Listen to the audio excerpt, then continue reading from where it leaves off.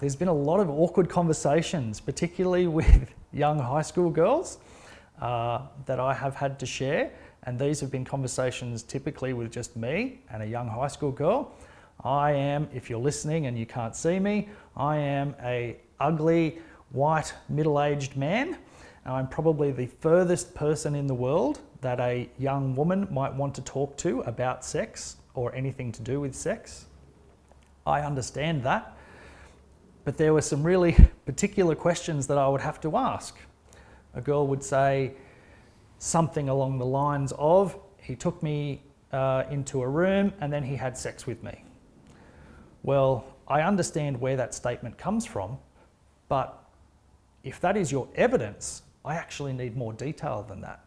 So the question that's always asked, it sounds like a bit of a pro forma template statement, is sex means a lot of things to a lot of different people. When you say he had sex with you, what do you actually mean? And then I would get a very exasperated young teenage girl saying, he put his penis in my vagina. What do you think? Thank you for telling me that. Now I know what you mean when you say he had sex with you.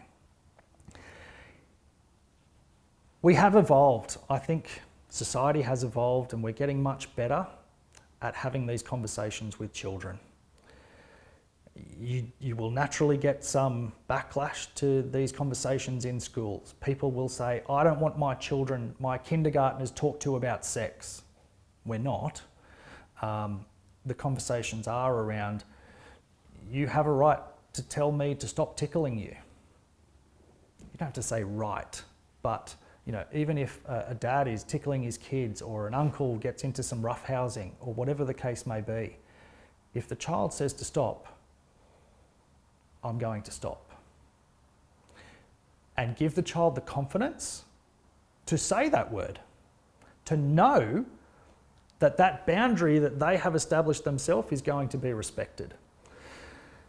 Those early conversations in early childhood will then establish a pattern of respect and bodily autonomy, so that by the time it comes to a young woman in her teenage years, she might hopefully have the confidence to share with a friend or a family member, I was out with such and such and they did something that I really didn't feel was right.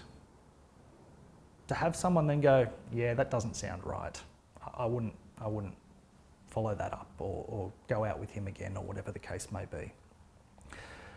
I think those small conversations pay dividends as time goes by. They can be uncomfortable. You have to embrace the uncomfortable. Talking to children about bodily parts, penises, vaginas, that's uncomfortable. We're not brought up. I haven't been brought up to have those conversations freely. So I have to cross my own boundaries to then have those conversations with the next generation so that they don't have those same boundaries. And those boundaries will shift over time. That's my thoughts.